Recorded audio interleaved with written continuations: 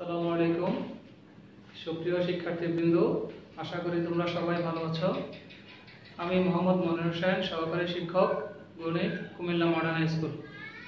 আজকে আমি দশম শ্রেণীর উচ্চতর গণিতের 12তম অধ্যায়ের ভেক্টরের দ্বিতীয় পর্ব সম্পর্কে আলোচনা করব। গত পর্বে আমরা 12তম অধ্যায়ের অনুশীলনী 13 নম্বর ভলিউমটা নিয়ে আলোচনা করেছি। আজকে আমি আরেকটি ইম্পর্টেন্ট ভলিউম 12তম অধ্যায়ের 14 নম্বর ভলিউমটা সম্পর্কে আলোচনা করব। 14 নম্বর ভলিউমটা হচ্ছে ভেক্টরের সাহায্যে প্রমাণ করো যে ট্রাপিজিয়ামের কর্ণদ্বয়ের মধ্যবিন্দুর সংযোজক সরলরেখা সমান্তরাল বাহুদ্বয়ের সমান্তরাল এবং তাদের বিয়োগফলের অর্ধেক। গত পর্বে যেটা ছিল সেটা ছিল সমান্তরাল বাহুর সমান্তরাল এবং তাদের যোগফলের অর্ধেক। আজকে হচ্ছে কর্ণদ্বয়ের মধ্যবিন্দুর সংযোজক সরলরেখা সমান্তরাল বাহুদ্বয়ের সমান্তরাল এবং তাদের বিয়োগফলের অর্ধেক। তো এটা প্রমাণ করতে হলে আমাদের অবস্থান ভেক্টর সম্পর্কে জানতে হবে। গত পর্বে আমি অবস্থান ভেক্টর সম্পর্কে আলোচনা করেছি। আজকেও আমি অবস্থান ভেক্টর সম্পর্কে আরো একটু আলোচনা করছি। অবস্থান ভেক্টর হচ্ছে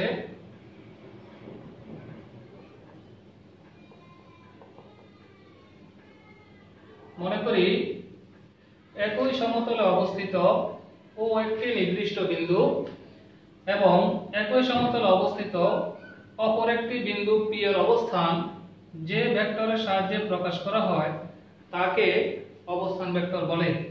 এখানে OP ভেক্টর সমান হচ্ছে ভেক্টর P, অর্থাৎ OP ভেক্টরের অবস্থান ভেক্টর হচ্ছে ভেক্টর P। আমি আবার বলছি, মনে করি একই সমতলে ও একটি নির্দিষ্ট বিন্দু, এখানে ও কে অরিজিন অথবা মূল বিন্দু বলা হয়। একই সমতলে অবস্থিত ও একটি নির্দিষ্ট বিন্দু এবং একই সমতলে অবস্থিত অপর একটি বিন্দুর অবস্থান যে ভেক্টরের মাধ্যমে প্রকাশ করা হয় তাকে তার অবস্থান ভেক্টর বলে। আমরা আরেকটা চিত্রের সাহায্যে দেখি। মনে করি ও বিন্দুর সাপেক্ষে এ বিন্দুর অবস্থান ভেক্টর হচ্ছে ভেক্টর এ এবং ও বিন্দুর সাপেক্ষে বি বিন্দুর অবস্থান ভেক্টরটা হলাম ভেক্টর বি। এ বি যোগ করি, তাহলে ভেক্টর যোগের ত্রিভুজবিধি অনুসারে আমরা লিখতে পারি O A vector plus A B vector equal to O B vector. এখান থেকে যদি আমরা এ বি ভেক্টরের মান বের করি বা এ বি ভেক্টর ইকুয়াল টু, এখানে তো ও বি ভেক্টর আছে প্লাস ও এ ভেক্টর ডানে আসলে মাইনাস ও এ ভেক্টর। আমরা ও বিন্দুর সাপেক্ষে বি বিন্দুর অবস্থান ভেক্টরটা ধরছিলাম ভেক্টর বি মাইনাস এবং ও বিন্দুর সাপেক্ষে এ বিন্দুর অবস্থান ভেক্টর ধরছিলাম ভেক্টর এ। তার মানে এ বি ভেক্টরের সমান আমরা কি পেলাম? ভেক্টর বি মাইনাস ভেক্টর এ, অর্থাৎ শেষ বিন্দুর অবস্থান ভেক্টর হতে আদি বিন্দুর অবস্থান ভেক্টর বিয়োগ। এটাকে লেখা যাবে শেষ বিন্দুর অবস্থান ভেক্টর মাইনাস আদি বিন্দুর অবস্থান ভেক্টর।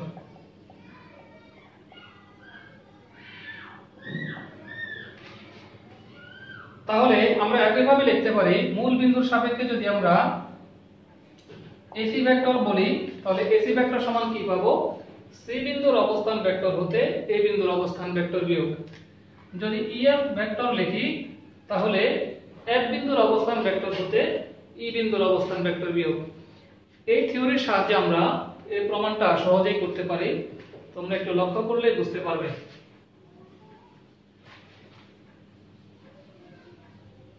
এবার আমরা থিওরিতে চলে আসি। যেহেতু বলছে ট্রাপিজিয়ামের কর্ণদ্বয়ের মধ্যবিন্দুর সংযোজক সরলরেখা, তাহলে আমরা একটা ট্রাপিজিয়াম আঁকতে হবে। ট্রাপিজিয়াম কাকে বলে তোমরা জানো, যে চতুর্ভুজের এক জোড়া বিপরীত বাহু সমান তাকে ট্রাপিজিয়াম বলে। এখানে ট্রাপিজিয়ামটার নামকরণ করলাম এ বি সি ডি এবং এ বি সি ডি ট্রাপিজিয়ামের কর্ণ হচ্ছে এসি এবং বিডি। এসি এবং বিডি কর্ণদ্বয় পরস্পর ই ও এফ বিন্দুতে ছেদ করে। আমাদের বলছে কর্ণদ্বয়ের মধ্যবিন্দুর সংযোজক সরলরেখা। এখানে এসি কর্ণের মধ্যবিন্দু দিলাম আমরা এই বিন্দু এবং বিডি কর্ণের মধ্যবিন্দু দিলাম এফ বিন্দু। সংযোজক সরলরেখা তার মানে ই এবং এফ যোগ করতে হবে। ইএফ যোগ করলে পাওয়া যায় ইএফ। এই সংযোজক সরলরেখা বলছে সমান্তরাল বাহুদ্বয়ের সমান্তরাল, অর্থাৎ ইএফটা এবি এবং সিডি এর সমান্তরাল এবং এই ইএফ হবে এবি এবং সিডি এর বিয়োগফলের অর্ধেক। তো আমরা লেখাটা শুরু করি। প্রমাণ। মনে করি এবিসিডি ট্রাপিজিয়ামের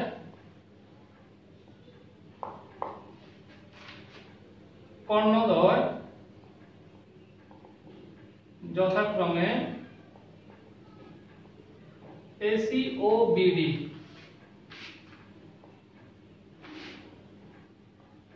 এসি ও বিডি এর মধ্যবিন্দু যথাক্রমে ই ও এফ। ই ও এফ যোগ করি। প্রমাণ করতে হবে যে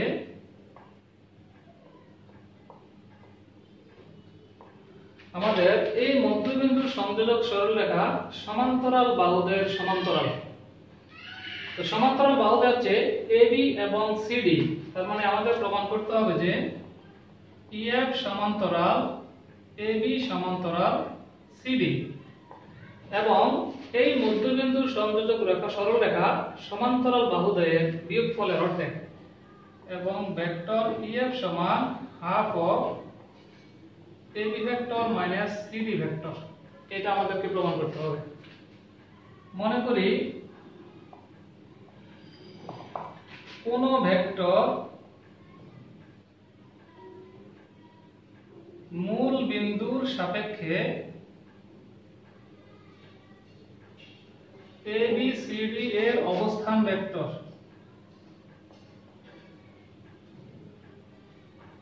যথাক্রমে ভেক্টর এ, ভেক্টর বি, ভেক্টর সি ও ভেক্টর ডি। আমরা মনে মনে এ বিন্দুর অবস্থান ভেক্টরটা দিলাম ভেক্টর এ, বি বিন্দুর অবস্থান ভেক্টর দিলাম ভেক্টর বি, সি বিন্দুর অবস্থান ভেক্টর দিলাম ভেক্টর সি এবং ডি বিন্দুর অবস্থান ভেক্টর দিলাম ভেক্টর ডি। তাহলে অবস্থান ভেক্টরের সংজ্ঞা অনুসারে এবি ভেক্টর মানে হচ্ছে যে বি বিন্দুর অবস্থান ভেক্টর হতে এ বিন্দুর অবস্থান ভেক্টরটা বিয়োগ। তাহলে আমরা এখানে বি বিন্দুর অবস্থান ভেক্টর দিলাম ভেক্টর বি আর এ বিন্দুর অবস্থান ভেক্টর হচ্ছে ভেক্টর এ। তাহলে এবি ভেক্টর সমান হবে vector B minus vector A. তাহলে এবি ভেক্টর মানে শেষ বিন্দুর অবস্থান ভেক্টর মাইনাস আদি বিন্দুর অবস্থান ভেক্টর। এটা না লিখলেও কোনো অসুবিধা নাই। শেষ বিন্দুর অবস্থান ভেক্টর মাইনাস আদি বিন্দুর অবস্থান ভেক্টর।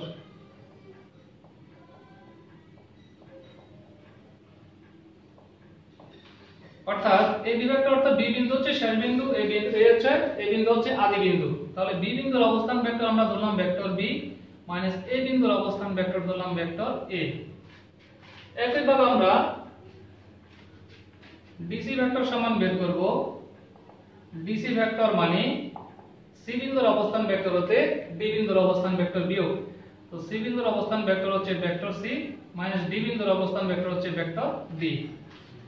আমরা এখান থেকে ই বিন্দুর এবং এফ বিন্দুর অবস্থান ভেক্টর বের করব। ই বিন্দু যেহেতু এসি এর মধ্যবিন্দু, তাহলে ই বিন্দুর অবস্থান ভেক্টর হবে এ ভেক্টর এবং সি ভেক্টরের যোগফলের অর্ধেক, অর্থাৎ half of vector A plus vector C. সুতরাং ই বিন্দুর অবস্থান ভেক্টর, ই বিন্দুর অবস্থান ভেক্টর হবে half of vector A plus vector C. F বিন্দুর অবস্থান ভেক্টর হবে, এফ বিন্দু যেহেতু বি এবং ডি এর মধ্যবিন্দু, তাহলে এফ বিন্দুর অবস্থান ভেক্টর হবে বি এবং ডি ভেক্টরের যোগফলের অর্ধেক, half of vector B plus vector D. এখন আমরা ইএফ ভেক্টর সমান বের করব। ইএফ ভেক্টর মানে কি? এফ বিন্দুর অবস্থান ভেক্টর হতে ই বিন্দুর অবস্থান ভেক্টর বিয়োগ। তাহলে এফ বিন্দুর অবস্থান ভেক্টর হলো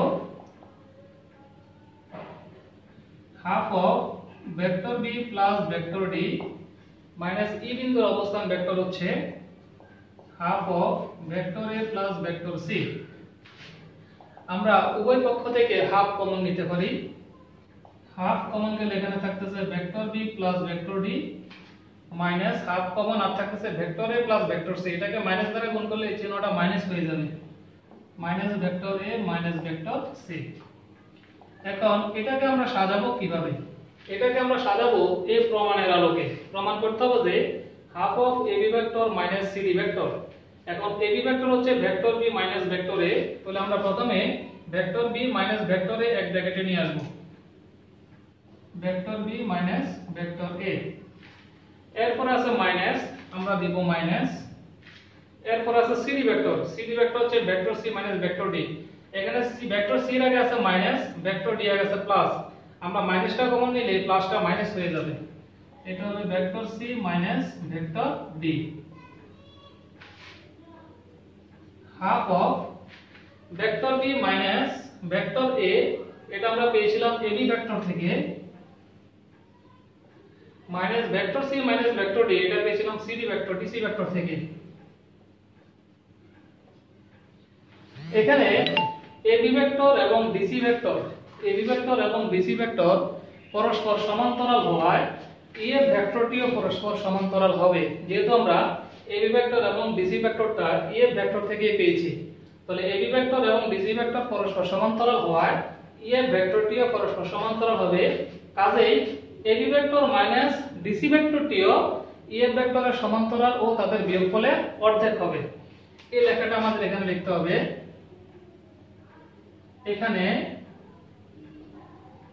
এবি ভেক্টর ও DC vector দ্বয়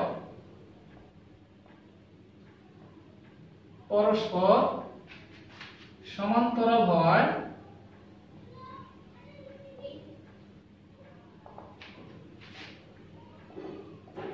EF ভেক্টরটিও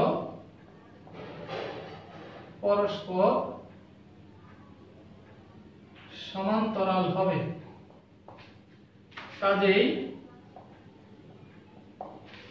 AB vector minus DC ভেক্টরটিও ইএফ ভেক্টরের সমান্তরাল হবে এবং তাদের বিয়োগফলের অর্ধেক হবে। কাজেই এবি ভেক্টর মাইনাস ডিসি ভেক্টরটিও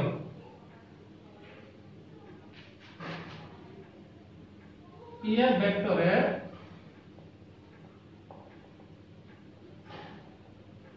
সমান্তরাল ও তাদের বিয়োগফলের অর্ধেক হবে। সুতরাং আমরা লিখতে পারি ইএফ সমান্তরাল এবি সমান্তরাল ডিসি এবং ভেক্টর ইএফ সমান half of AB vector minus DC vector.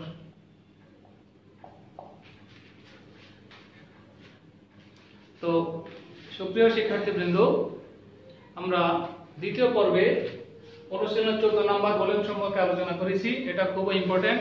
তোমরা বিভিন্ন বোর্ডের প্রশ্নে দেখলে দেখা যাবে যে 13 নম্বর এবং 14 নম্বর ভলিউমটা বেশিরভাগই এসেছে। তো আমরা তৃতীয় পর্বে ইনশাআল্লাহ এই অধ্যায়ের সৃজনশীল সম্পর্কে আলোচনা করব। সবাইকে ধন্যবাদ। আসসালামু আলাইকুম।